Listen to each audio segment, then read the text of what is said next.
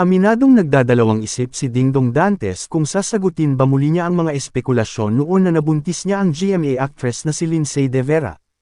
May tatitandaang si Lindsay ay naging co-star niya sa seryeng alias Robin Hood sa GMA. Sa Fast Talk with Boy Abunda, muling pinabulaanan ni Dingdong ang mga akusasyong ito na minsan na rin itinanggi mismo ni Lindsay at sinabing wala umano itong katotohanan. May mga tumatawag na po sa akin na mga kaibigan, mga kamag-anak, yung mga nagmamalasakit po sa akin. And because I think I have a responsibility dito sa aking mga mahal sa buhay, sa aking mga kaibigan responsibilidad ko na klaruhin ang isyong ito dahil mahalagang-mahalaga po ang respetong ito sa akin, ani Dingdong. I have a responsibility sa aking pamilya but to clear things like this. Because I love my wife, I love my family very much, my kids. That's why I'm saying that it is not true, dagdag pa niya.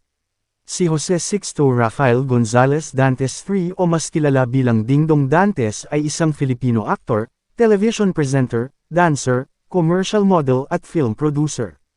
Isa siya sa mga eksklusibong talent ng GMA. Kasalukuyan siyang host ng sikat na game show na Family Feud.